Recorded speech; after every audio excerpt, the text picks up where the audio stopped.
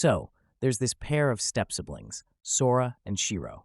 Online, they're known as Blank, this unbeatable gaming duo that everyone respects. But in real life, they're both shut-ins, never leaving their room. They go through 5 days straight of non-stop gaming when they get challenged to a chess match by this mysterious player. Of course, Sora and Shiro win because they're total pros. After the game, they get this crazy offer to go to a world where everything is decided by games. They think, why not? And accept the offer. Next thing they know, they're transported to this alternate world called Disboard. Turns out, the mysterious player is actually Tet, the god of play. Tet explains that Disboard operates under these strict rules known as the 10 Covenants. Then he pieces out, leaving Sora and Shiro to figure things out on their own. Right off the bat, Sora and Shiro run into some trouble but totally humiliate these three bandits. Feeling pretty good about themselves, they head to a hotel in Elkia, which is a nation populated by humans.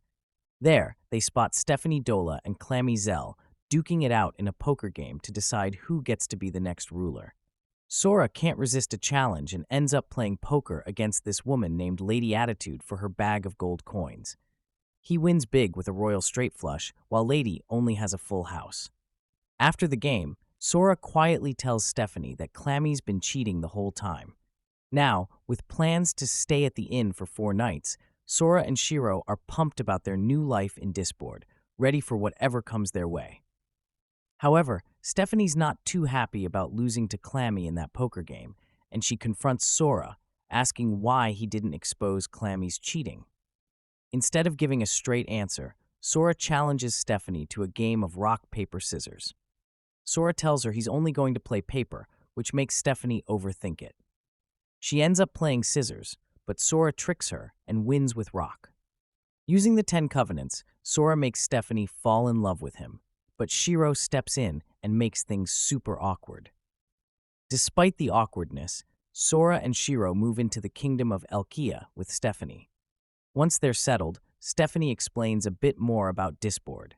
She tells them that humanity is the term for the human race in this world, and that they're ranked 16th among all the sentient races because they can't use magic at all.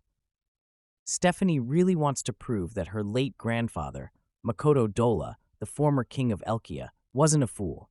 To help her out, Sora uses the 10 Covenants to make Clammy wear Stephanie's heirloom dress for the upcoming coronation. After setting that up, Sora and Shiro decide to help Stephanie on her quest to show everyone that Makoto was actually a wise and capable king. So as Sora, Shiro, and Stephanie crash Clammy's coronation and they expose her big secret, Clammy's been winning games by using magic from Feel Nervalin, an elf from the 7th-ranked pointy-eared race living in the vast lands of Elvengard. Clammy tries to play it cool and salvage the situation, but she's backed into a corner and has to challenge Sora and Shiro to a game. Later, Clammy tells them she plans to cut ties with the elves if she wins. But Sora and Shiro aren't backing down, so they end up facing off in a game of live chess, where the chess pieces are actually animated and move around. During the game, Sora realizes that charisma and leadership skills are crucial, but Shiro struggles with sacrificing her pieces and loses her knight. Seeing this, Sora steps in and starts rallying his remaining pieces, gaining an upper hand over Clammy. But Clammy isn't playing fair and starts corrupting Sora's chess pieces with magic. In response, Sora turns the tables by convincing Clammy's queen to switch sides, claiming that her king is corrupt.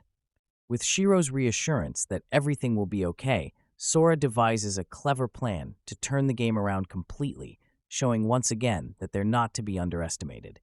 Clammy's caught totally off guard when her chess pieces start defecting to Sora's side, thanks to her former queen. Eventually, her king gets assassinated because of her tyrannical rule. With Sora and Shiro winning the game, Sora calls out Clammy for her plan to merge humanity with the elves, warning her not to underestimate humans. 3 days later, Sora and Shiro are crowned the representative king and queen of humanity. They dive right into solving all sorts of political and economic problems in Elkia. During their coronation, they give a super compelling speech and are honored with the King Race piece of humanity, a special chess piece that symbolizes the nation's rights and free will. That night, Sora and Shiro learn more about Disboard, discovering that the Flugel are the sixth-ranked angelic race living in the floating nation of Avantheim. They get a surprise visit from Tet, who explains that anyone who gathers all 16 chess pieces from each species gets the right to challenge him for his title of god. Excited by the challenge, Sora and Shiro accept it without hesitation, boldly declaring that they'll be the ones to win and take on Tet. However, Stephanie's had enough of Sora and Shiro dumping all their responsibilities on her, so she challenges Sora to a game with the condition that he has to be a decent person if she wins. The game she picks is blackjack. But Sora, being the gaming genius he is, wins easily by card counting, even though Stephanie tries to mess with him by shuffling the cards wrong. After that, Sora doesn't hold back. He humiliates 3 aristocrats and then uses his winnings to make Stephanie dress up in a dog costume. But the funny thing is, Stephanie ends up looking a lot like one of the Werebeasts, the 14th-ranked animal-eared race living in the Eastern Union. These guys are known for their superior senses, physical abilities, and even a sixth sense. Determined to beat Sora, Stephanie challenges him and Shiro to several prediction games. Unfortunately for her, she loses her dignity every single time. Sora and Shiro totally exploit Stephanie's lack of understanding in probability, and they make it clear that there isn't enough information about the Werebeasts. Finally, Stephanie realizes that Sora and Shiro aren't just goofing off with their duties. She points them to the main library in Elkia, which is owned by Jibril, the youngest and strongest of the Flugel. Thereafter, Sora and Shiro challenge Jibril to a game for ownership of the main library, betting their tablet full of thousands of valuable ebooks. During the game, Sora can't resist messing with Jibril and fondles her sensitive wings, leading Jibril to offer her freedom in exchange for winning. They end up playing a game of materialization word chain, where whatever they say either appears or disappears from the environment. They kick things off with something as wild as an atomic bomb. As they play, Sora makes it clear that humanity isn't as weak as Jibril thinks. Sora and Shiro cleverly dismantle the planet bit by bit by removing its outer core, lithosphere, and oxygen. They even induce a hypernova by nullifying Coulomb's law. Jibril eventually realizes she's lost. Sora and Shiro had been planning their moves from the very start. Impressed by their genius, Jibril swears her loyalty to Sora and Shiro. They let her stay in the main library, now under their control. Jibril then points out that Stephanie was only ordered to fall in love with Sora, not necessarily stay in love with him. Meanwhile, Clammy and Feel talk about how life in Elkia has gotten better lately. Jibril then shares some history about the Werebeasts, explaining that they've been undefeated for 50 years and always wipe the memories of anyone who loses to them. They find out that Makoto challenged the Werebeasts 8 times over the past decade and lost a lot of territory. Sora criticizes Makoto's motives as a king, which brings Stephanie to tears. Later that night, Sora, reflecting on everything, sees Shiro as a genuinely pure human and tries to believe in Makoto's intentions. Stephanie, previously entrusted by Makoto, gives Sora a special key that unlocks a hidden library within Makoto's royal chambers. Sora, Shiro, Stephanie, and Jibril discover that Makoto didn't have his memories erased. Instead, he recorded crucial information about the Werebeasts to pass on to the next ruler. Later, Sora, Shiro, Stephanie, and Jibril head to the embassy of the Eastern Union, where they meet Ino Hatsuse, the assistant ambassador of the Werebeasts. There, they also meet Izuna Hatsuse, Ino's granddaughter and the official ambassador of the Werebeasts. Sora and Shiro decide to challenge Ino and Izuna to a high-stakes game between Elkia and the Eastern Union, betting all the land on the continent. They figure out that the Werebeasts must have created a video game that lets them cheat, based on the 4 games that the elves lost to them.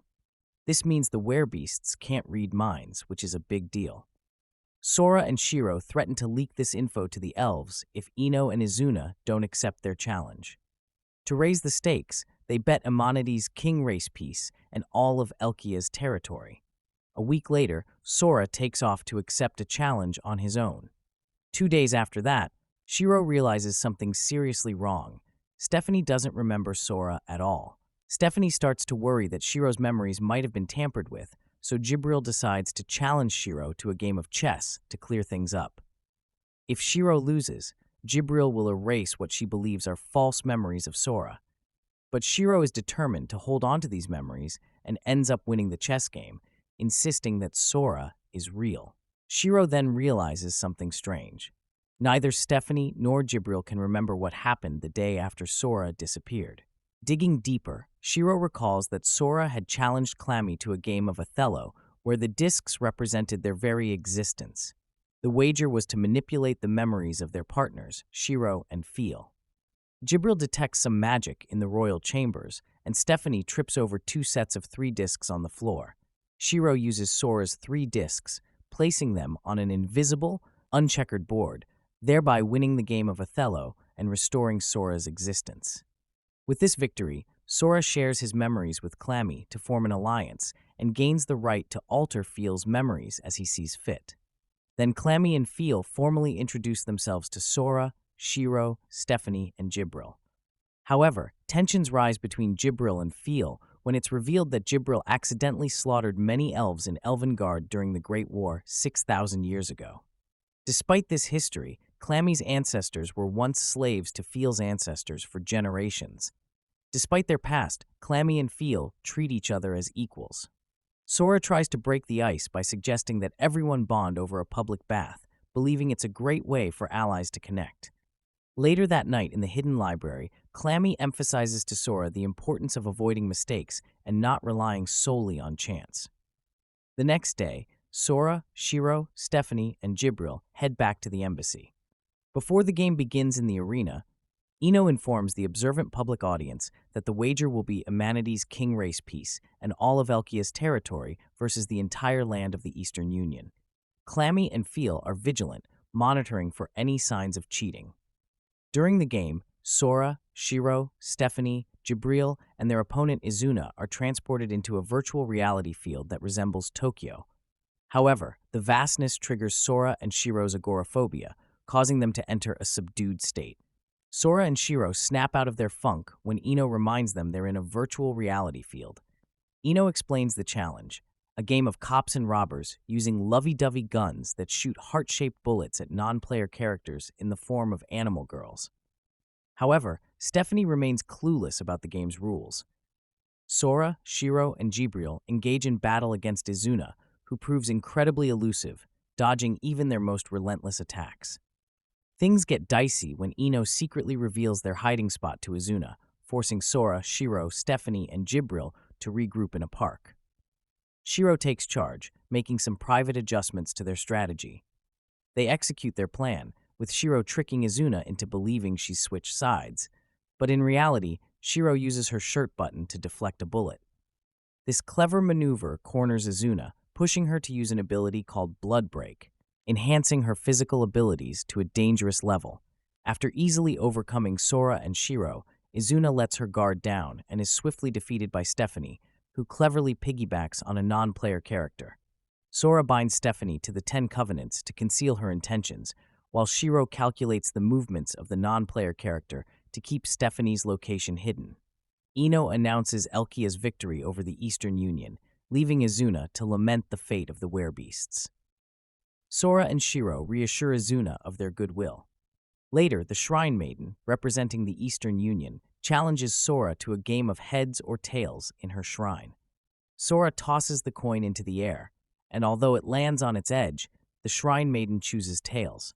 Sora persuades her to declare both of them winners, proposing that Elkia share resources with the Eastern Union while allowing the Shrine Maiden to maintain self-rule over the werebeasts. Sora and Shiro believe that leveraging the 10 Covenants will enable them to unite all 16 races to challenge Tet to a game. In the aftermath, Sora and Shiro request the Shrine Maiden to channel an old Deus, the highest-ranked godly race of the Isekai'd, for their next game.